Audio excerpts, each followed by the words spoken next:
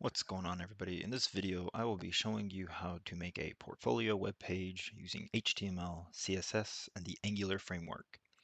This web page will work for both mobile screens and desktop screens. Okay, what will you need for this project? First, you'll need to install npm, which you can get that at the nodejs.org website. This will work for both Windows and Mac. I'm on the Windows OS. Just click this button here on the left. That'll start the download, and then double click that download and it should start the install. You will also need a text editor for this. I will be using Visual Studio Code, which you can get at code.visualstudio.com. It's a very popular text editor. Just click the download button and then get the install going. Next, you'll need to install the Angular CLI. So once you have the npm package manager installed, you can go over to the angular.io website, go to their setup tab right here, and then copy and paste this command, which is about a third of the way down. This will install the Angular CLI. Go to your terminal and paste it in there. Hit enter, and this will start the Angular CLI install. Once that is finished, we will need to make an Angular app.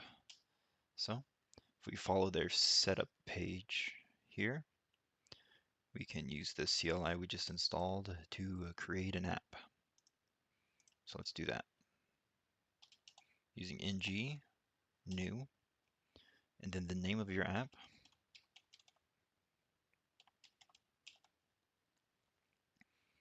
And hit enter. You can say yes to that. We will be using Sass in this tutorial, so go ahead and click CS or SCSS.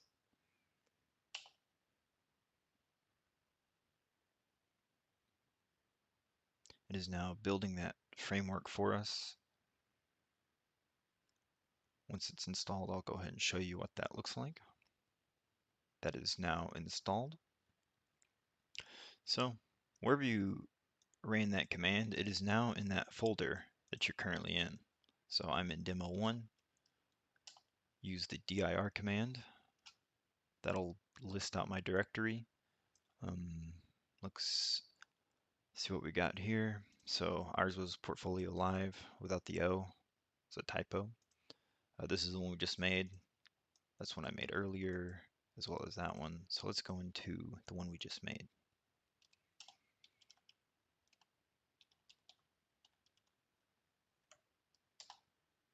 All right, we're in that directory. Let's list it out.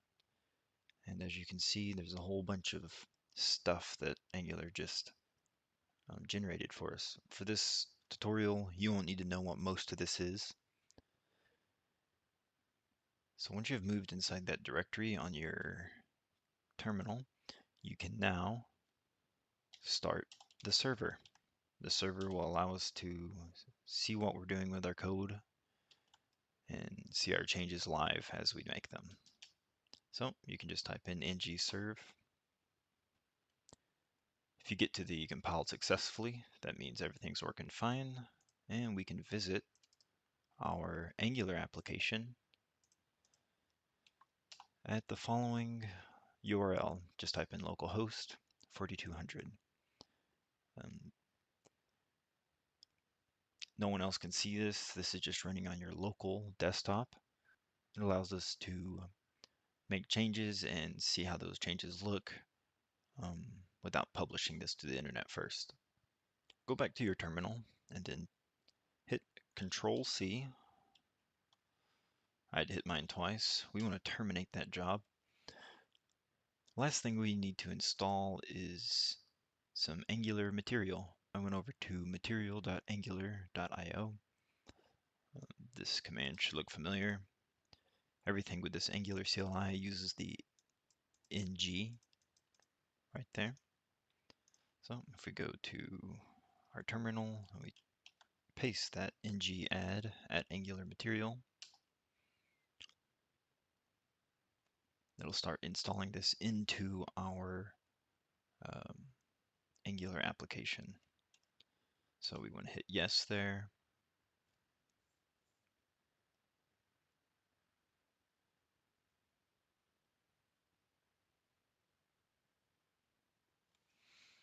Here you can click any of these. We won't be using any of the color schemes. We'll be using our own, so click any one. You can hit yes for that. We won't be using animations, so I hit no. You can hit yes if you plan on using animations later. Right, it is now ready to go. You can now use ng serve again. And this will start up our application, and I'll meet you over in a text editor. Okay, so here's Visual Studio Code. You're welcome to use any text editor that you would like to use. Just for this tutorial, I'll be using this. So let's go ahead and open up our Angular application. We can go to Open Folder. Inside Open Folder, we'll go to our directory we were working in. We were in Demo 1, and then we have Portfolio Live there. So we'll select that folder.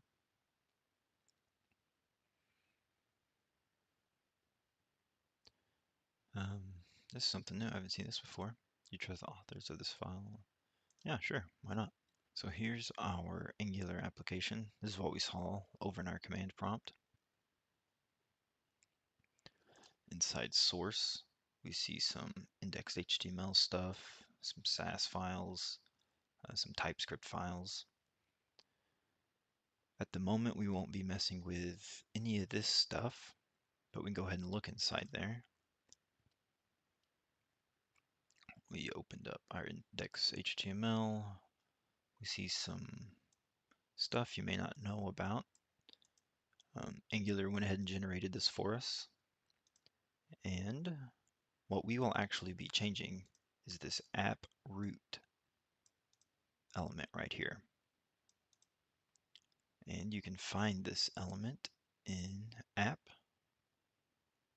And here it is. This is the HTML of our app root. This HTML here is building this page for us right here. And since we do not want that, Control A and delete. If you hit save, you'll notice that that page is now blank. That is what our server is providing us, those live updates. So you might be a little confused on how all this is working together. I can give you a little bit more context on what's going on. So we already looked into our index.html, and we see that our app root is running inside our body element. That is just how HTML works. So if we go back up into our app component, which is really everything in this app folder, we can go to our app.component.ts. Here's some TypeScript. There's our app root, which is the name of the element. There's this template URL, which basically references our HTML file up here. This is how the component knows to look to this file and display its HTML. And then there's some style URLs, just like our HTML. This right here references this page, and this is how the component knows to grab the styles from this file. Right below that, we see export class app component. This is the actual name of the component. And if we go to app.module.ts, we can see that app component is imported into this. This is where you can add all your modules, all your components, and you can also import additional packages. Later in this tutorial, I'll actually show you how that's done, as we will be adding some components from Angular material. Angular actually works best in components. So technically, we should be making multiple components for the web page we're about to build. But since this is only a single page, has a single use, um, not much communication between components, so this allows us to do it all in one. If you'd like to learn more about Angular, I will be making a tutorial later on that will cover everything you might want to know. And in that tutorial, I'll also be building a whole website in Angular. So stay tuned for that. Let's get into some HTML. HTML stands for Hypertext Markup Language. It is the standard markup language for documents designed to be displayed on your web browser. It's built with elements, and the elements are things that look like this.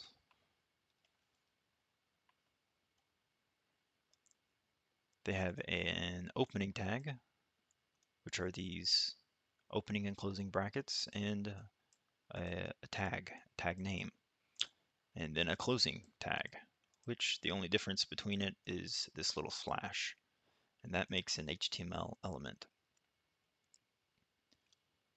You can put things inside your elements. The div element is kind of your generic container. Its main use is just you put stuff in it and then you can style it later on. So we can do something like hello world, put some text in there. That'll be our content. We saved it. Let's go over to our web page here, and it just says hello world. So it does exactly what we want it to do. Just display text. Next, you can also put in other elements. So you can put in another div.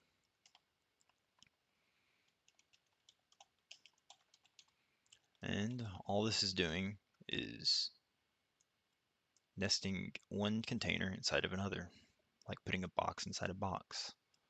So you're not going to see any difference here. If you click F12 on your keyboard, we now see some stuff. What is this? These are Chrome developer tools. You'll be able to see the elements, the actual HTML of your web page. There's a console that allows you to have some output.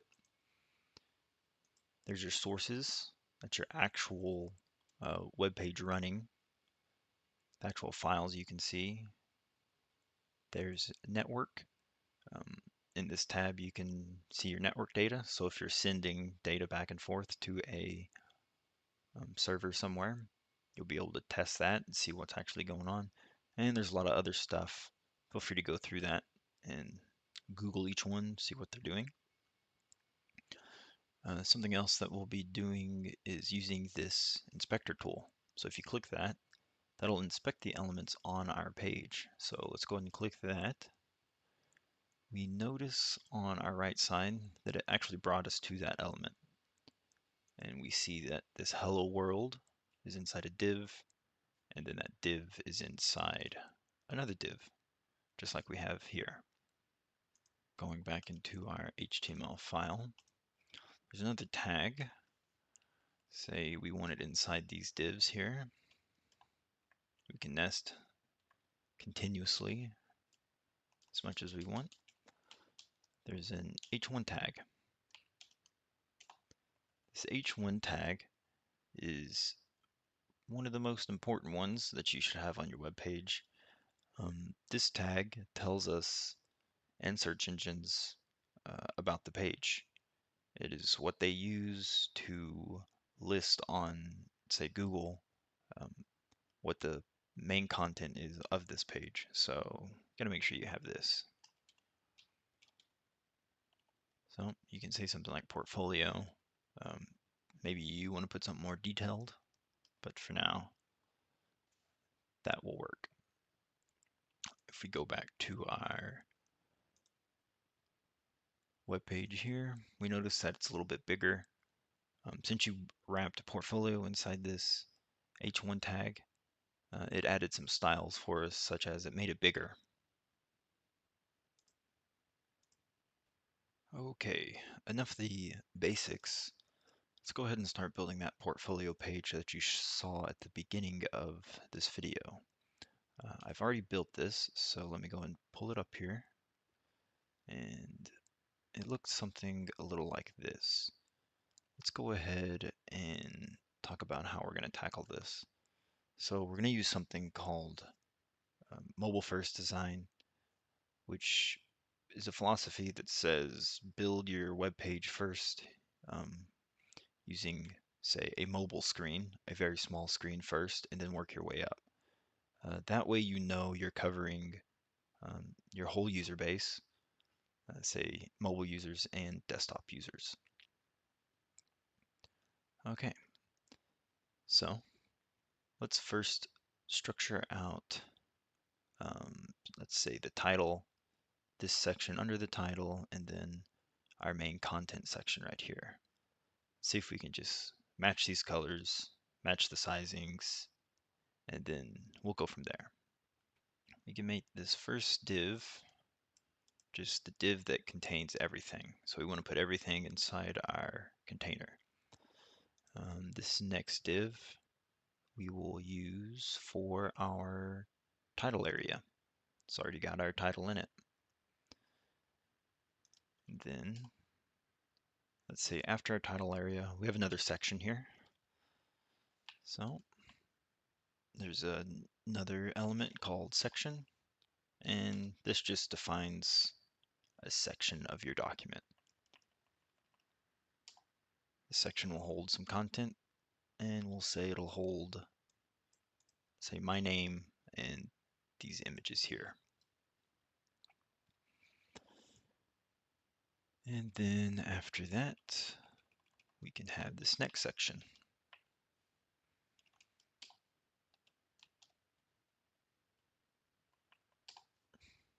There we go. And this section we'll say will hold all this other content. Let's give that a save. We're not going to notice much changes on our actual page here because we still just have portfolio. So let's get some colors and other stuff in here. Let's get our portfolio in the center. And to do all of that, that is going to be done in our SAS file.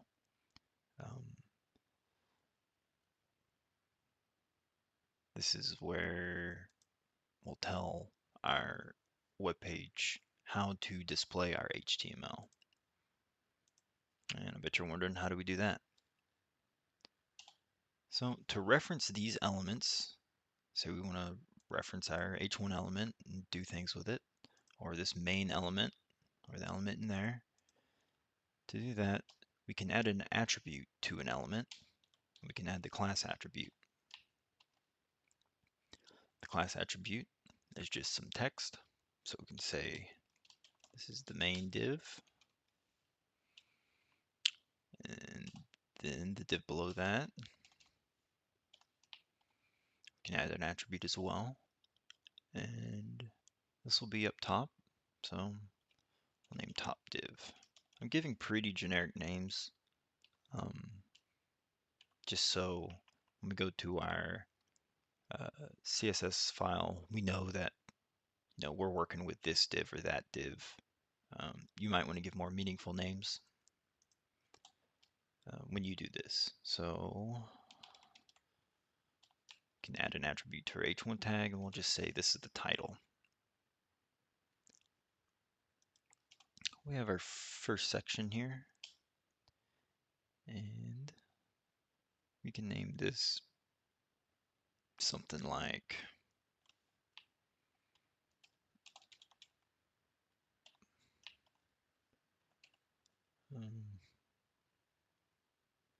we'll name it middle div. And we have our bottom one here. We can name this like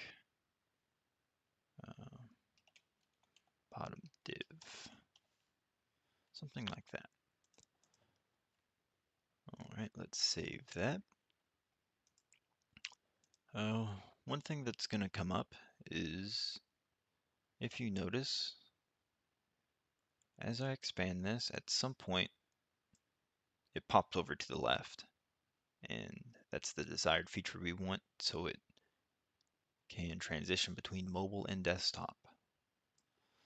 So to account for that,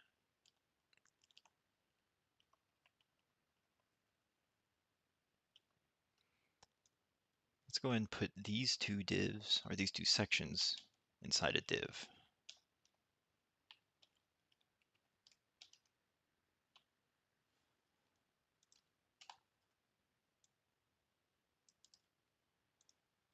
We'll copy that, and we can paste it in there, and then we'll give this a class. We'll say, I don't want to use main again. We'll just go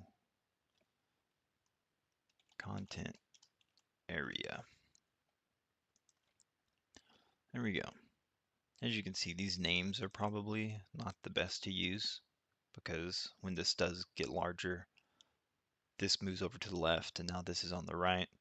So these are not the best name. So let's change these. We can have this as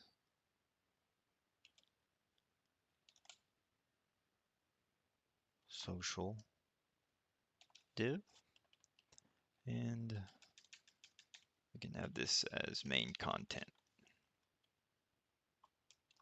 div. You can just keep it the same. Content area div.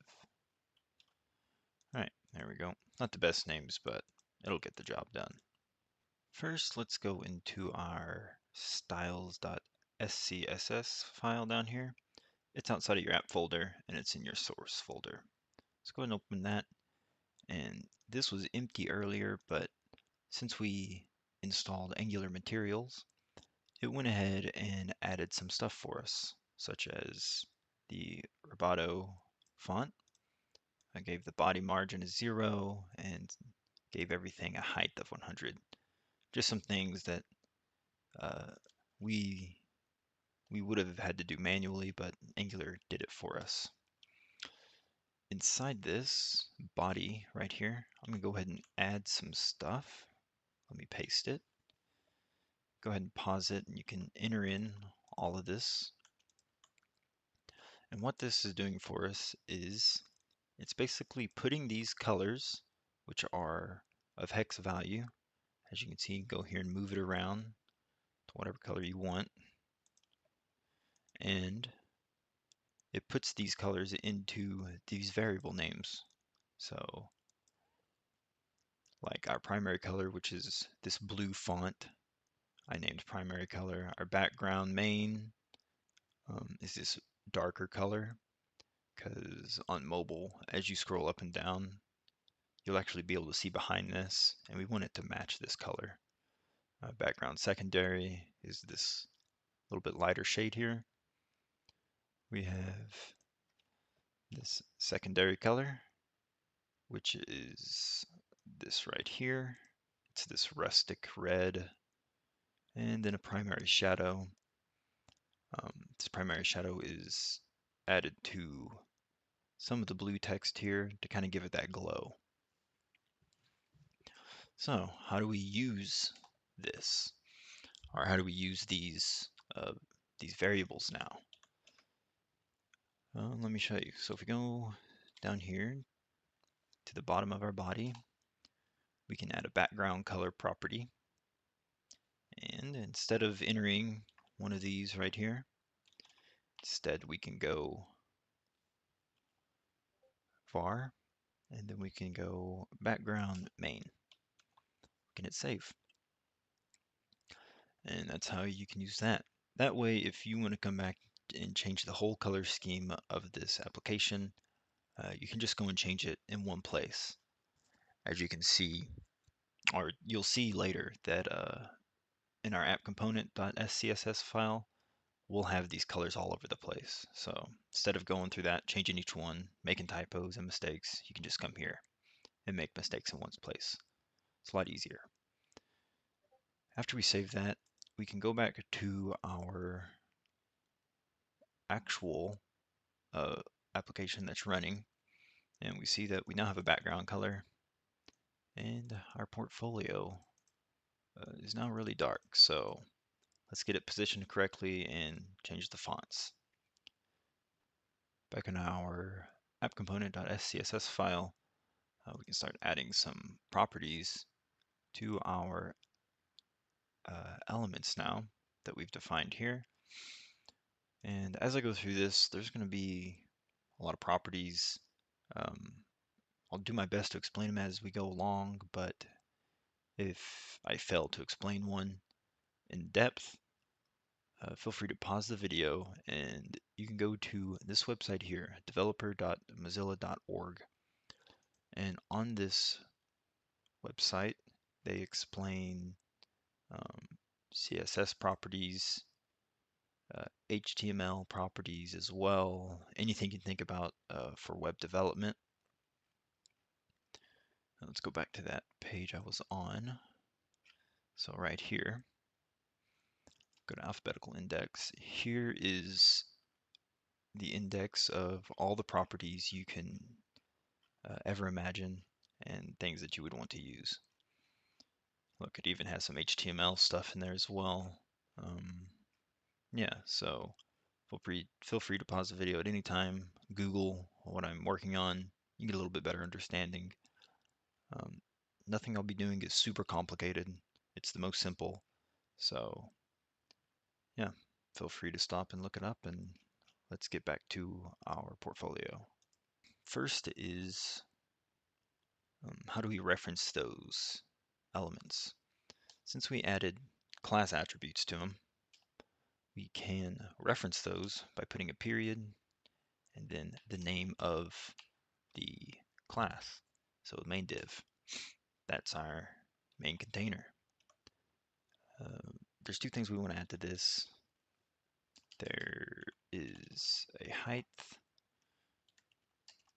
We can give 100% and a width 100%.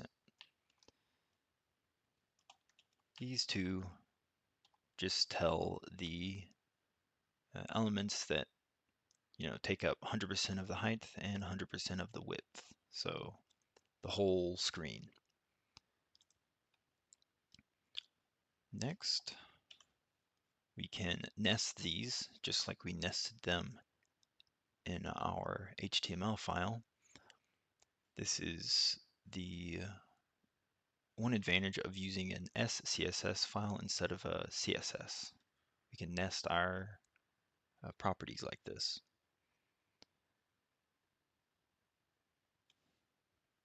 So let's look at the next one. Next we have a top div. So we can go top div. Let's give this some properties.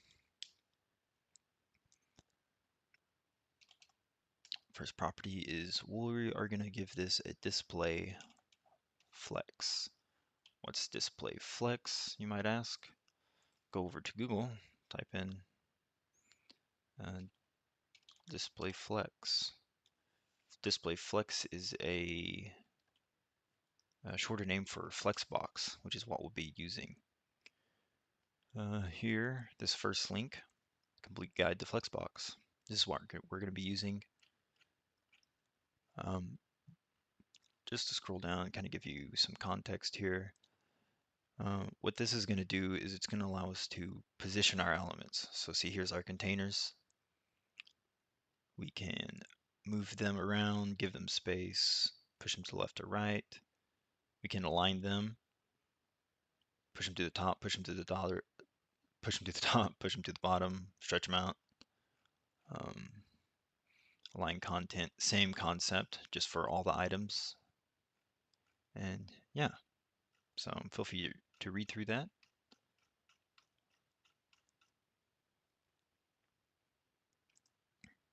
So back to our page here. We have our top div. Height. I went ahead and got the best height for us. 82.5, and then we give it a unit. So unlike up here when we just gave it a percentage, we can actually give our height and width units. So we give it the px unit, which stands for pixels. The width, we want the width to go across the whole screen here. So we can say 100%. Next, we want to justify the content in our top div, which is our title, and we want to put it in the center.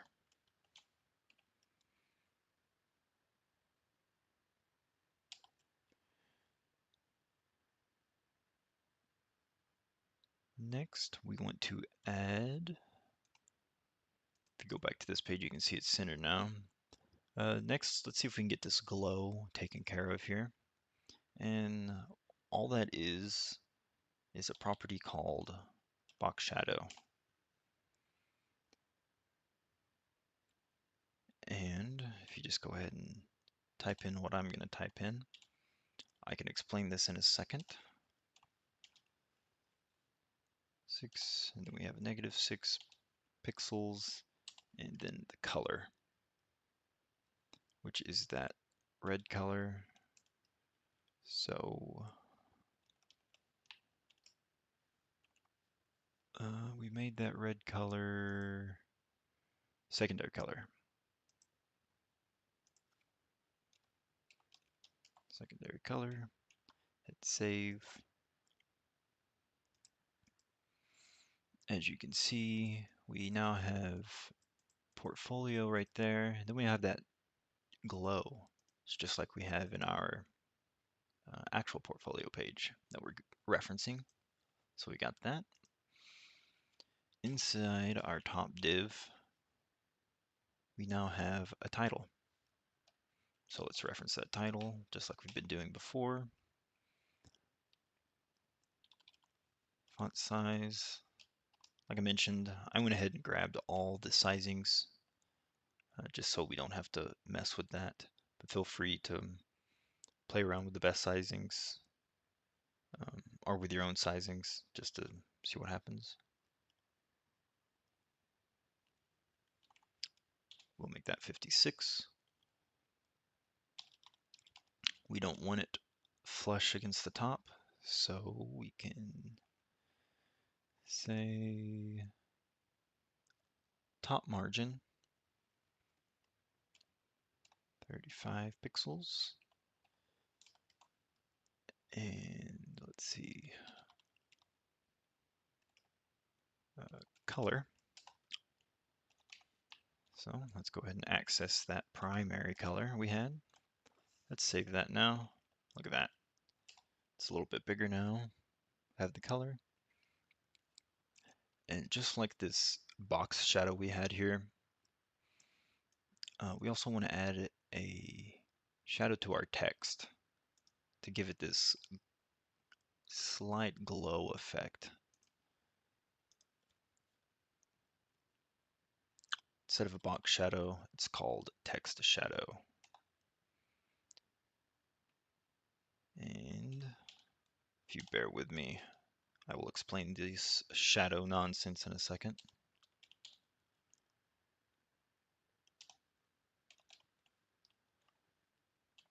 Variable is called shadow, primary shadow. That's right.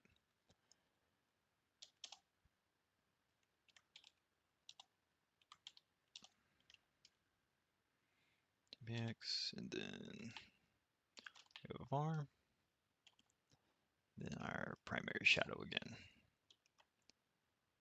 And there we go. Now we have that glow.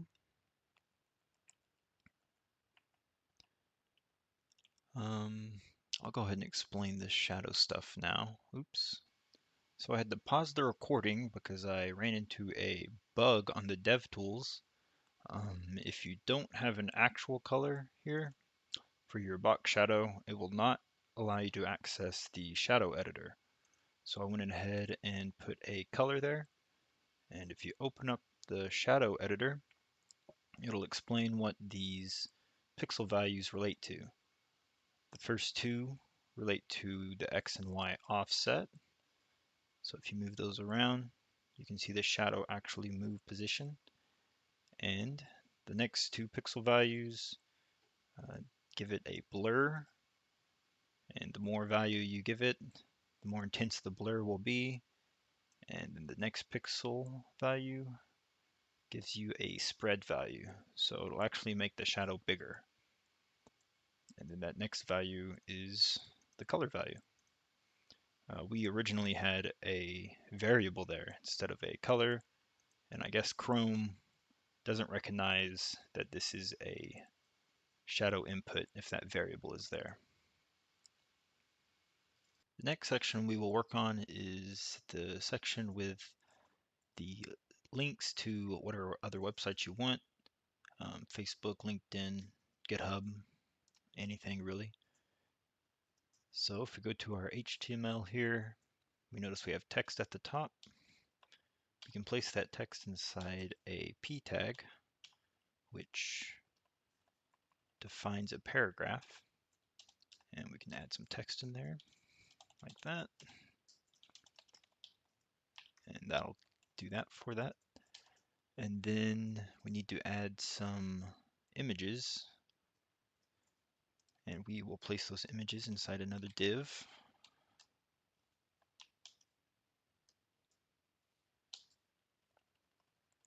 And we will give that div a class attribute of icons. That way we can reference that later.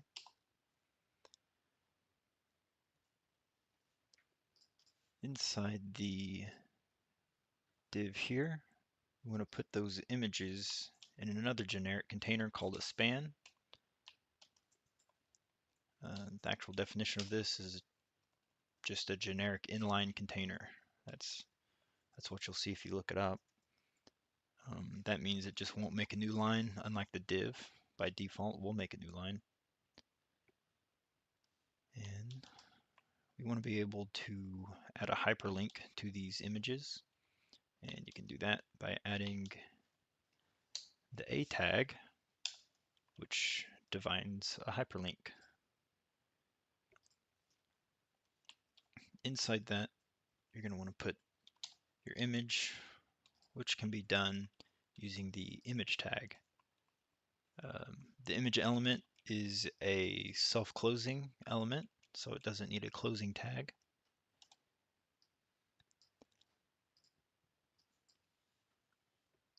The two images you see there, I went ahead and grabbed. I will link you the website to where I grabbed those icons. They have a list of a whole bunch of free icons for you to use, so any extra stuff you want to add later, you can.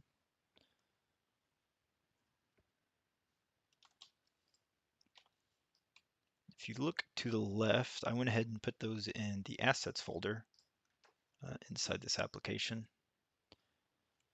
That way we can point our images to those.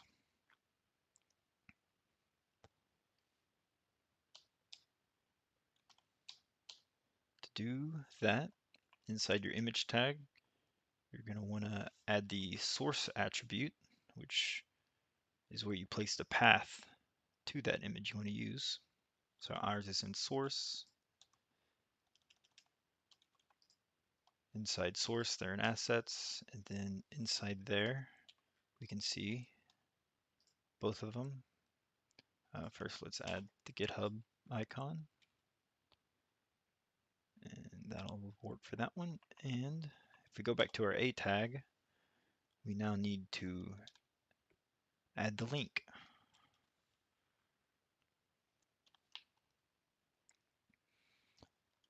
And you can just add the URL to GitHub, and that'll link that up.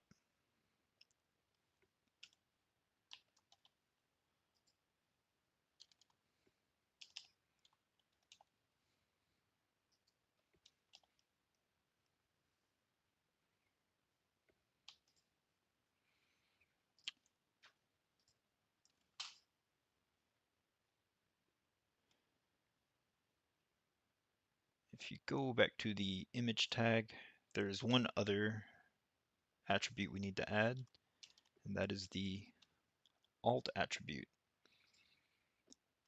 This attribute is adding alternative text to the image. So if there's anybody with any type of disability and they can't see the image, their computer can read off this text to them. It's for accessibility, so you're going to want to have this on all your images.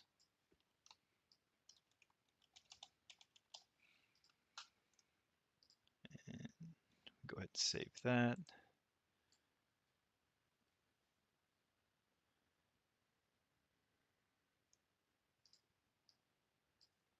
And what we're going to want to do next is we can copy all of that right there. We can, oops, we'll go ahead and paste it there. And then we can just change this path and alternative text and link to this Twitch link. For this source, I can use a relative path. So by adding those two dots, that will back us out of our current directory, gives us access to everything outside of it. And then we can go into the assets folder and then add that next icon.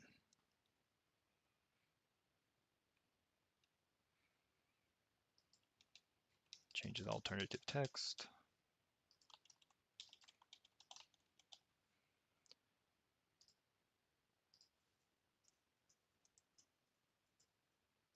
Also change the link.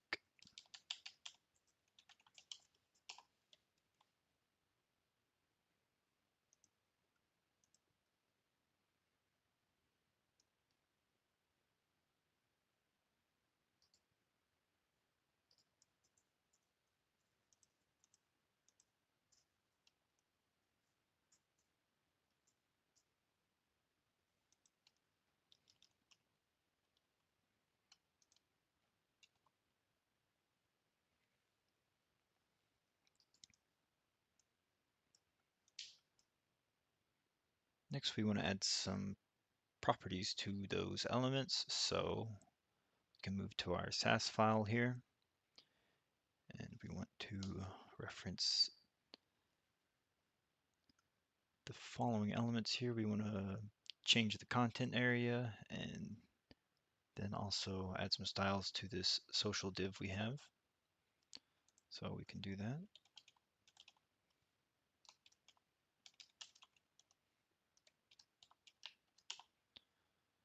And then we also had the social div.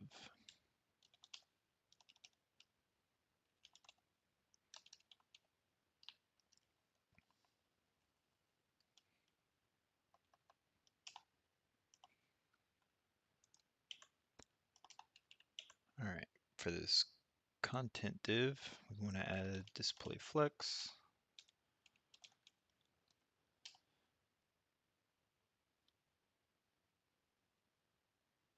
For now, the flex direction will be in a column.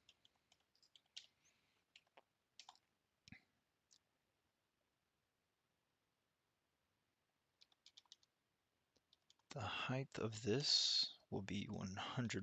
Then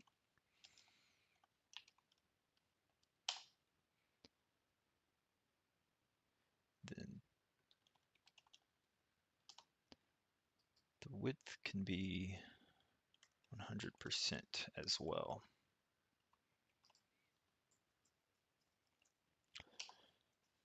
Next, we want to get these icons and the text in the right area.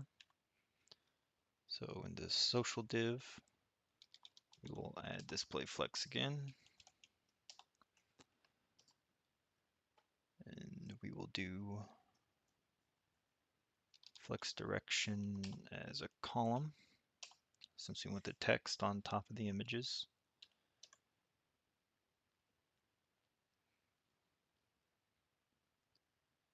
Then the background color can stay the same.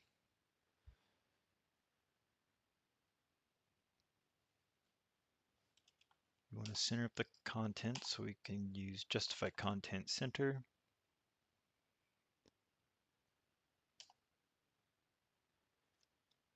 You want to add a margin to the top so that text has some room against that box shadow. We can do something like 10 pixels.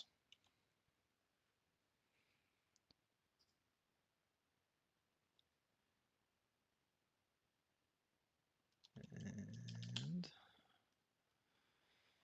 next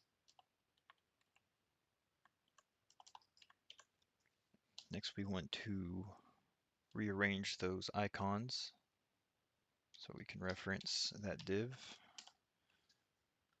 just like that. Display flex once again, and the flex direction this time will be in a row.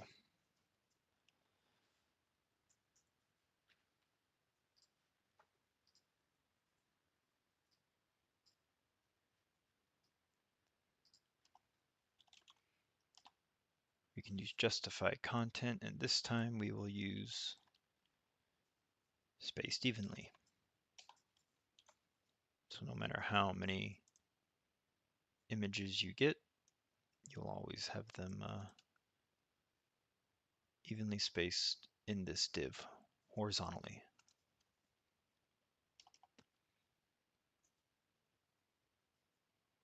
Next, we can actually modify the shapes of these icons. And we can access that by just calling the tag name. They don't even need a class assigned. And we can say width 67 pixels.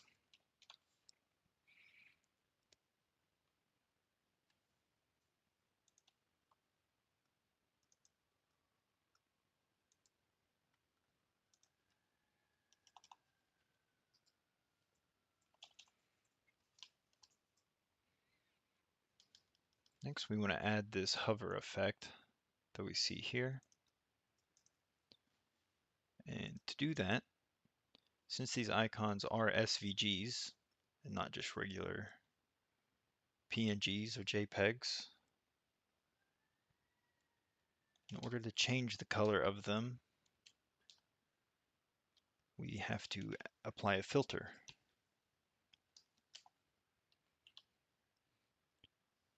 And the filter that we can apply looks like this.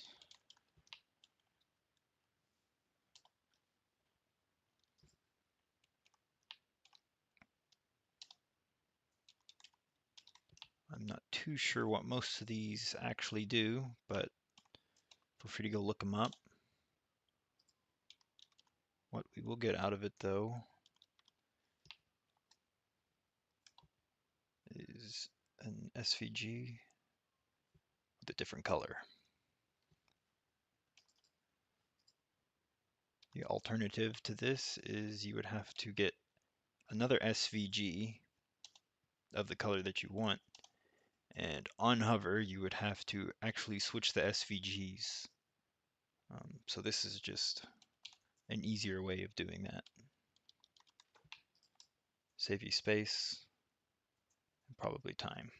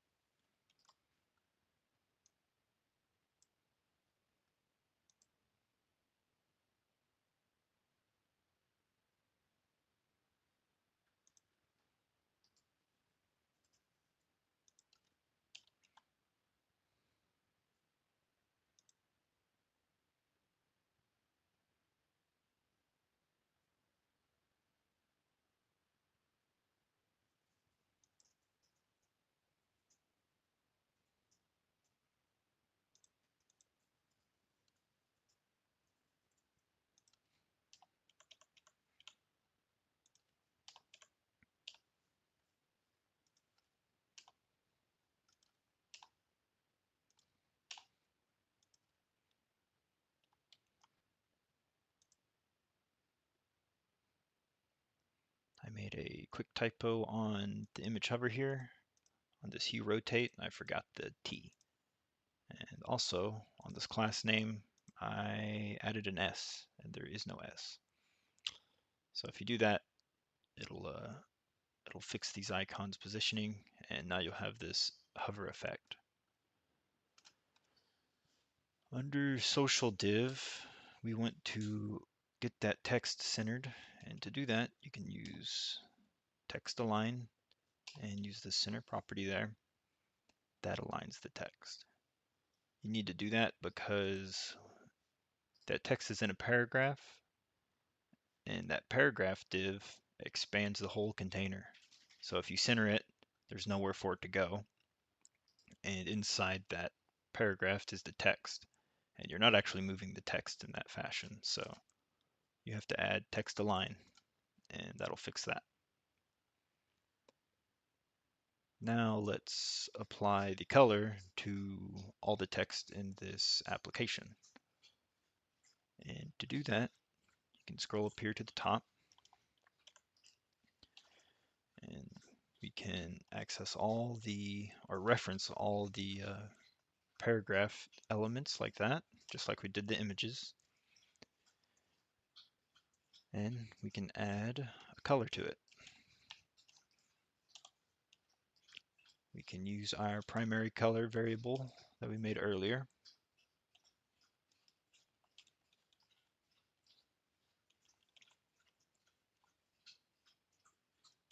And that's got to be inside these var with parentheses. And that will apply the color. If we want this text to glow like we have the headers, we can add that text shadow. But for this case, I will not be adding that. The next section we can work on is this main content area. So all that is still inside this content div, but not in the little social media area. So let's go ahead and add it right here. The name of it is main content.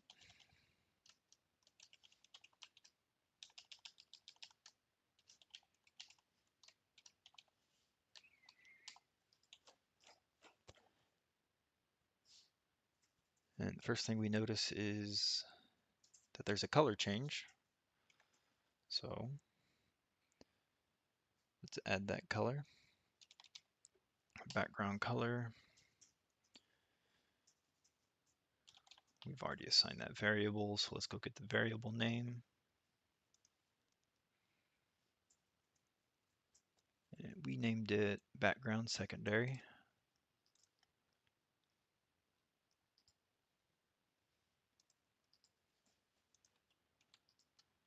Back down there. We can save it. We don't see it yet because we haven't given a size to this div. So first, let's say display flex, because we will be aligning everything in a column.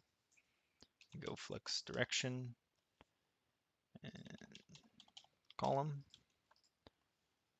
All that content will be aligned in a straight line, so that's why we do that. And we can give the width 100%, and then the height, we can give it as auto. We give it an auto height because you may add more content in here later. You may have more projects. And the more you add, that'll just dynamically fit the height to your needs. So if you see here, we can do something like 100 pixels. And that sets the height right there. But of course, we want to leave it as auto.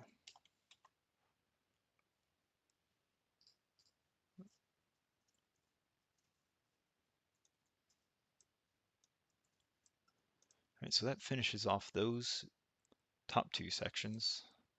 So now we want to make these customized dividers here.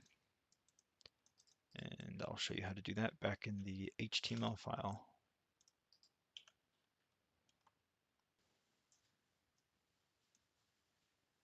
So if we look back at these dividers, they consist of some type of line, some text, and then another line.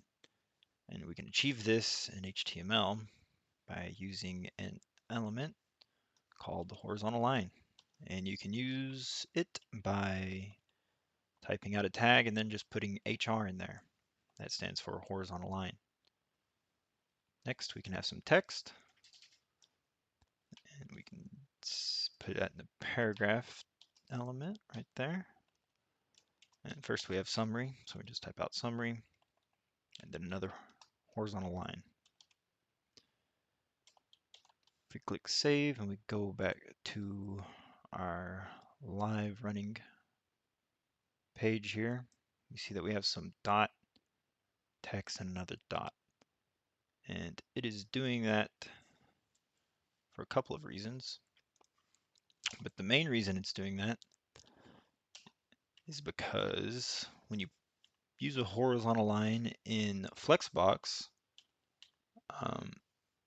it really messes up the width of it, and it'll make it basically the smallest width possible. So we got to go in our CSS file and increase that width. But before we do that, I want to put this divider into its own div.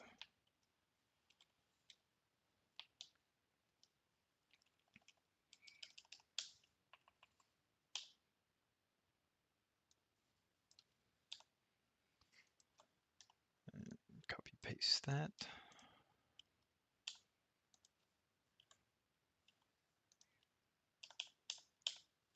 There we go. And something we haven't seen yet is adding the style attribute to a div element. And this is equivalent to adding properties through a SAS file or a CSS file, but instead we're doing it inline here in the HTML file. So we can type out display flex, and next we can add in the flex direction, and all these are side by side, so we can use row. And that's all we'll need for that. Inside our paragraph tag here, we can add another inline style. And we want to make this a little bit bigger, so we can use font size and then large. That'll make it a little bit bigger for us.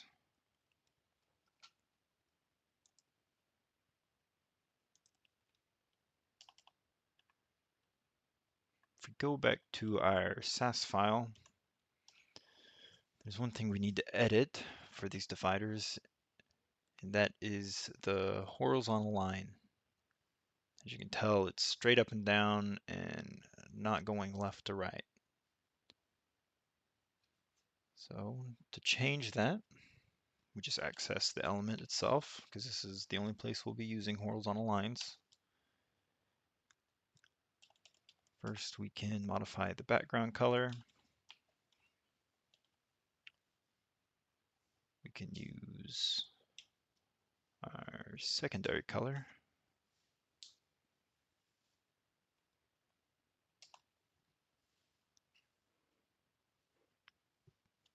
We can make the height 1 pixel.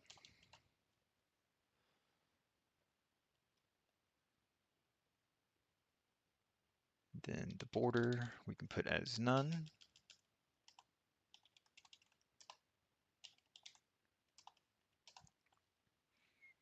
And then the width we can make 100%, because we want it to go across our whole container there. All right, and if we go back to our other page, that's exactly what we have.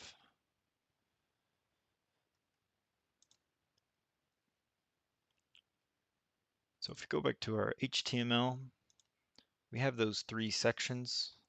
So let's add 3 divs here, one for each section we have.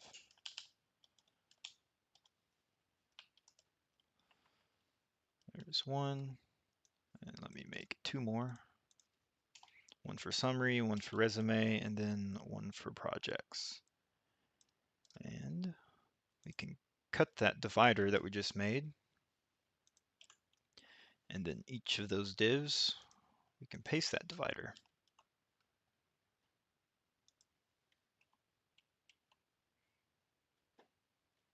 Looks like I copied a little too much there.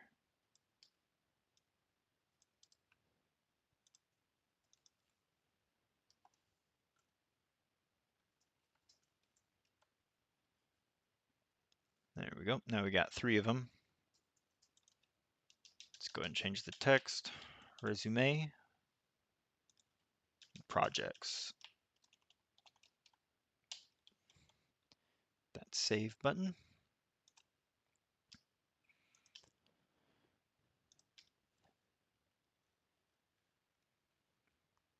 If we wanted to save room on space here, we can use the full power of Angular and actually make a divider component, and that way we won't have all this extra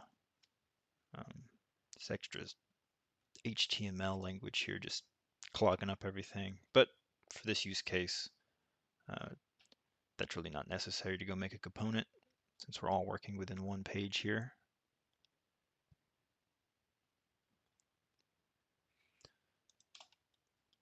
Now we can add a class to each of these divs. We can call this the summary div. Then we can call this one resume div and project div.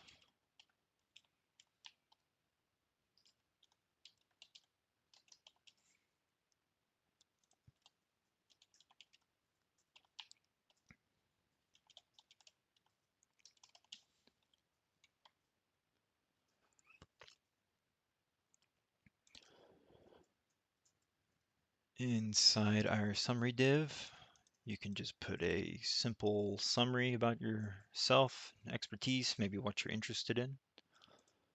For now, I'm just going to add a generic statement.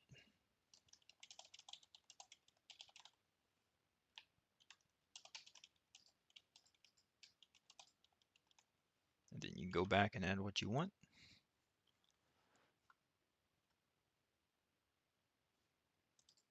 And then in the resume area,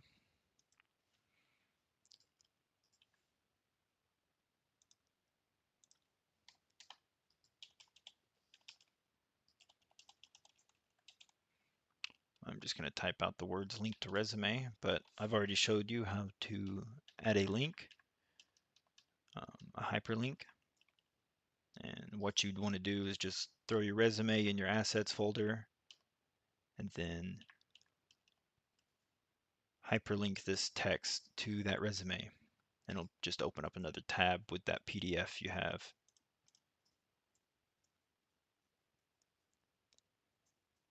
And then for projects, shortly we'll make the generic little project container, and we'll add some styles to it here in a second. But first we need to fix the text here. It's not the right color and it's not in the center. So to fix the color, we can just wrap all this text in some paragraph elements. So we'll do the same thing for the resume text here.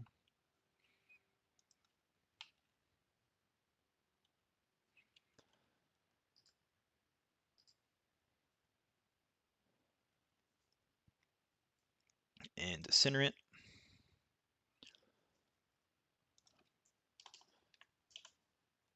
Like we saw in the little social media section, we're going to need to use the text align property, and that will align that text inside those paragraphs. But I think there's a shortcut here. We can just go up to the paragraph tag in our SAS file and just add that property there, and that will be applied to all of our paragraphs. Hit save, and you'll notice it worked as expected. All right, before we continue on, we're going to need to add some Angular material components. I mentioned this earlier, but now it's time to install these because we will be using some for our little project containers. So if you go back to their website, go up to the top, you hit components. On the left here, you'll see all of their components listed out. One we'll be using is button. If you click on these, you can get a test for it, but it gives you this nice click effect. And to add this to your Angular project, go to the API tab, and you just want to copy this first statement here. Go back to Visual Studios, and if you go into the appmodule.ts file, paste what you copied up at the top. That's where all your imports will go. And then copy this map button module text here. And to properly import it, just go add a comma and then paste it there into your import section. And now you have access to those to that component. And there's one more component we'll be using. It's the card component. Just like the last one, go to API, copy that first line there, add it to your import, and copy paste it down there. All right.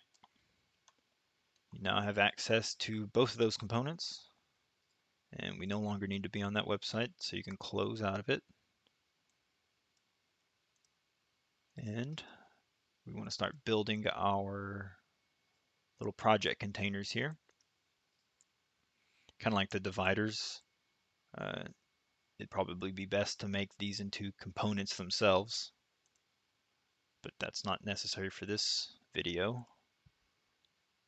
And if we notice that each of these containers start off with some text, and then it looks like they have some bulleted list and then a button. So let's see if we can replicate that on the page we're building. So first, I want to put all of these into a div of their own so we can modify their layout later. Let's give it a class name, and we can name it projects div. That's good enough.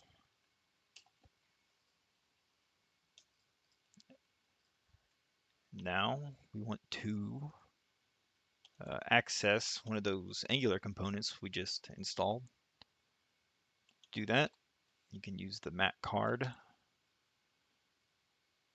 tag name, just like that. And we can also assign attributes to it, just like any other element. And we want to add a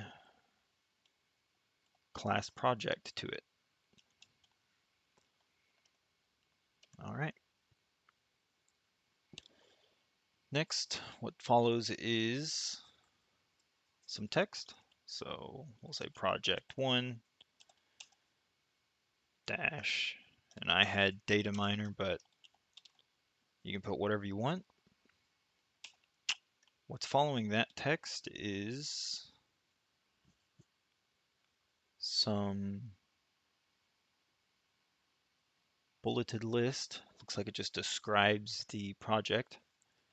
And to do that, an element we haven't gone over yet is the unordered list element.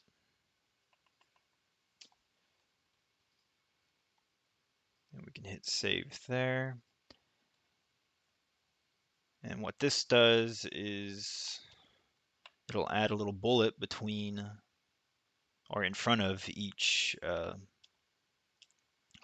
list item that we add. And you can add a list item by using the li tag, stands for list item. And I think I had some random text in here. I think I just said like Python. I think we had 3. Yeah, we had 3. And then I said something random like mine's 10 gigabytes a day. I have no idea what that even means or if that's good, but this is just for an example. And then the next and final item, oh yeah, I said runs on AWS. So that's just a bunch of random facts about the project. So if we look back, we see we have what we want there. We have the name, we have our unordered list, and now we need to add a button. And we want to add that Angular Materials button that we just imported into our project. And to do that, we just add any old generic button element, and you can do it just like that. It has an opening and closing tag of button. And you can add an attribute to this button, and you can add mat raised button. And that adds that button effect, or that click effect that we saw on their website. And you can say something like to source code, something like that. And there you go. We got that click effect. And yeah, it's looking good. Now let's fix the color, fix the text color, and get everything centered. It also looks like it's expanding too much, so let's give it a width and height. So back to our SAS file here. In our main content div, we can go ahead and add our stylings to the new stuff we just added, which was projects div and project. So let's add those class references here.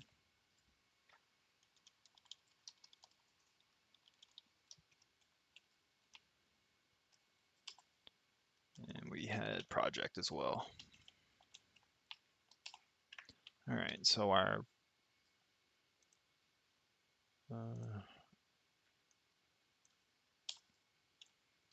there we go. So for the projects div, we had display flex, just like in every other div. We have flex direction, and we will put it in a row. And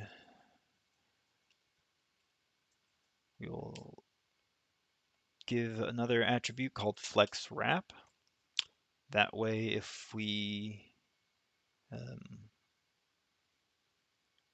more projects we add, if we add a project and there's not enough room, what that'll do is it'll wrap it down to the next row.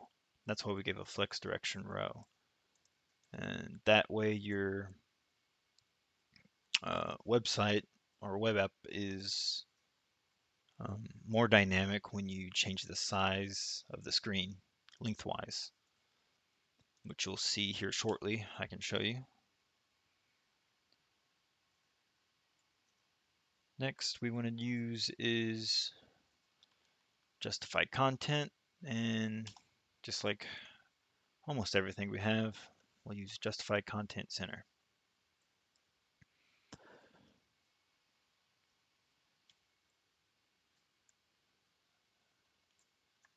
Next for projects,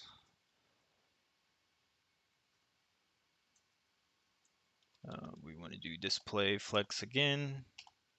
We'll do flex direction. This time we'll use a column direction because we want all that content to be stacked on top of each other.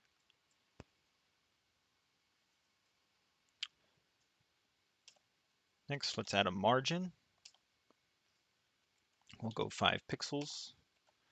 That way our projects aren't squished up next to each other. Width, I went ahead and gave a width of 200 pixels. That seemed appropriate. Feel free to go and modify that number. For height, I gave it auto. Just kind of how we mentioned before, if you put auto, it'll dynamically expand. So say you have a list of 7 things you'd want to talk about. Your project will expand as needed. And next is background color. And we can use our variables we assigned at the beginning of this video.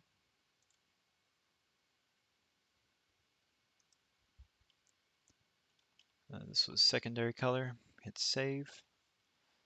See that the color has changed.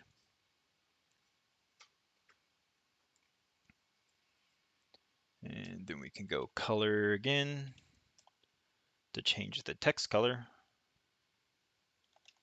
just like before. That's our primary color, so we can do something like that. That changes the color. And finally,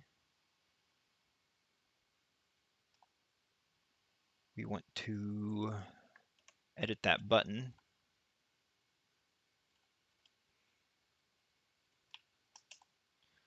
So we're just using the element here to reference it.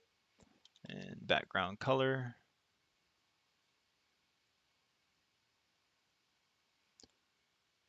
is that charcoal color we have.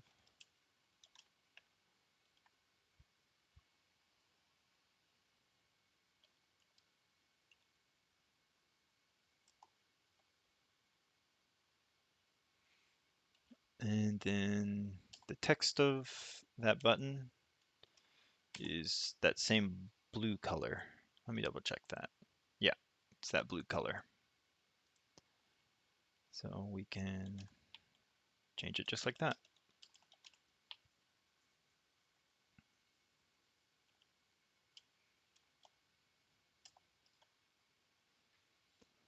We can hit save, and then there we go. We see that our little project container there now matches the other one. Let's see what happens when we add a couple more to our HTML. And to do that, you can just copy this. Let's paste it 2 more times. And as you can see, as we shrink it, the boxes wrap around as we expand, the boxes expand with us.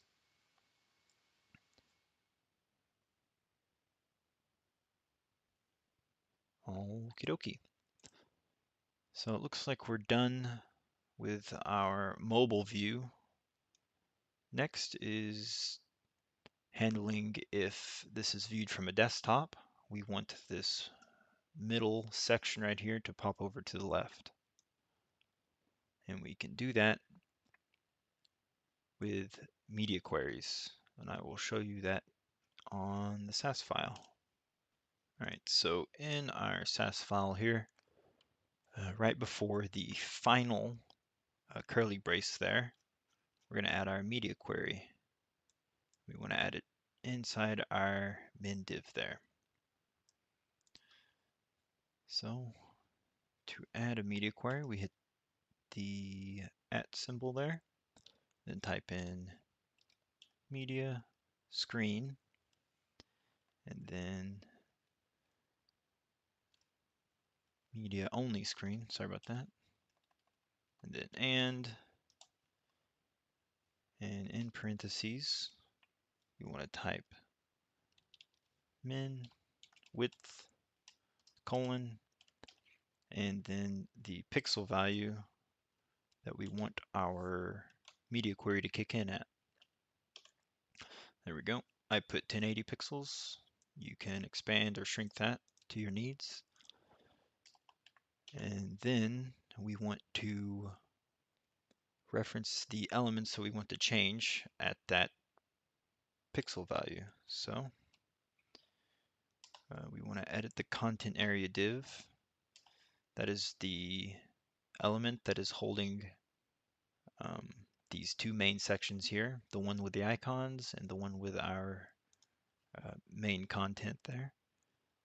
And right now they're in flex direction column, and we want to change that to a row.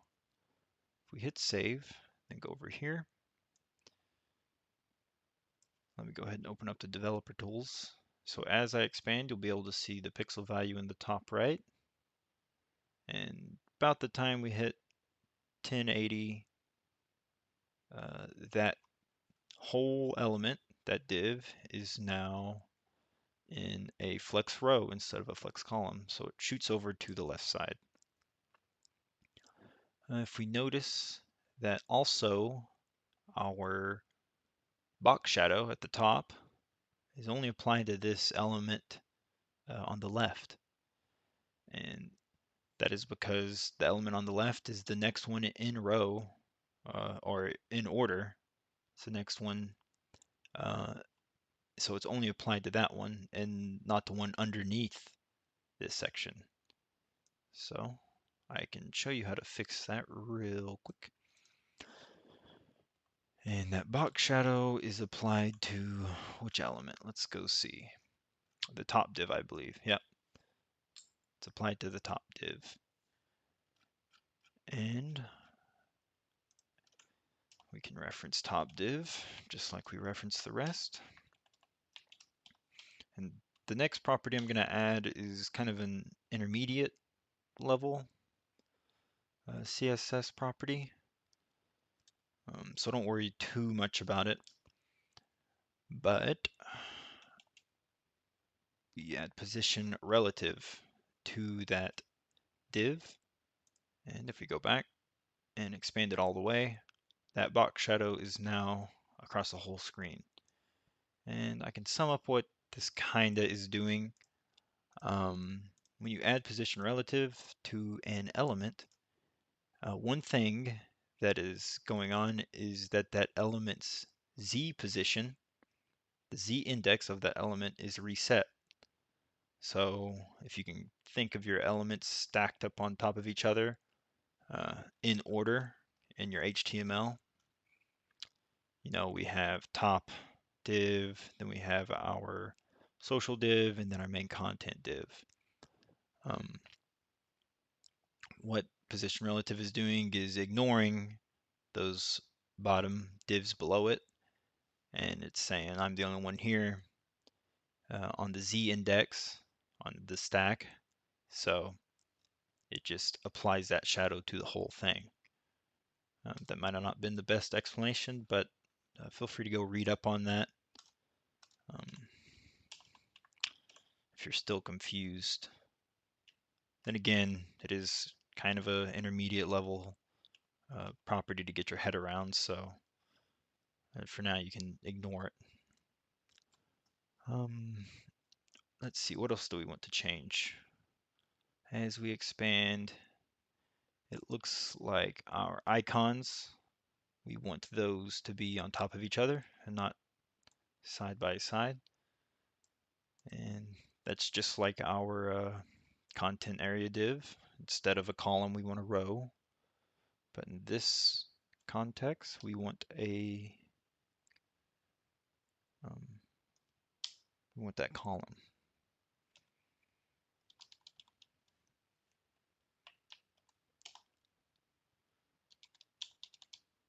So flex direction, column. And that should fix that.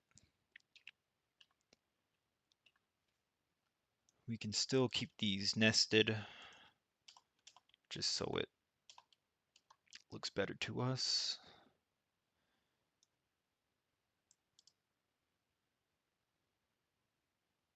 Top div can stay there. And let's see. Well, if we go to our other page, we expand, and everything pops to the top. And ours, instead of going to the top, it just stays in the center.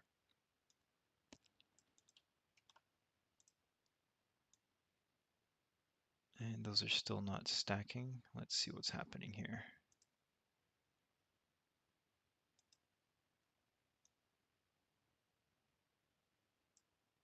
This is in our icons.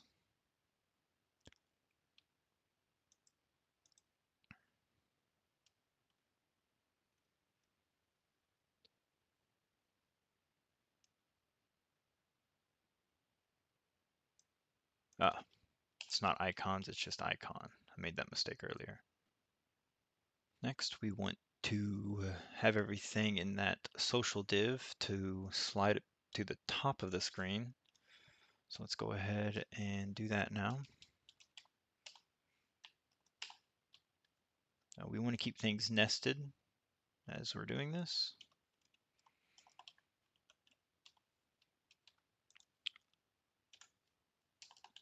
So on our social div, we can use justify content, and we can say flex start. Let's see, that should move it up to the top, and then we'll give a width. We'll say a width of 15% of our screen.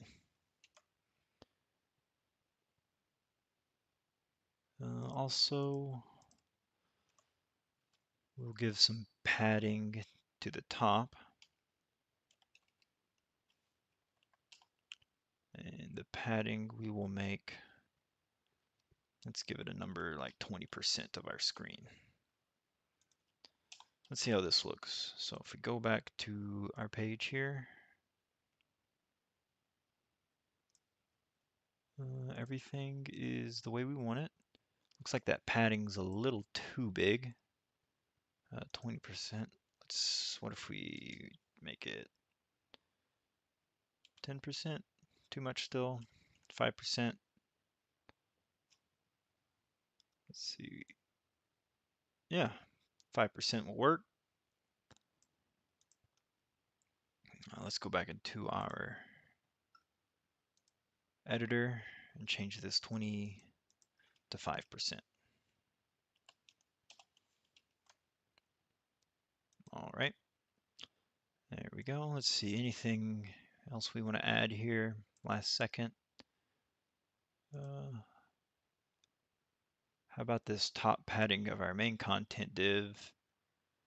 Let's double that. That's a little too close, I think. So we just have to edit this in the not media query because it'll carry over to the media query condition as well.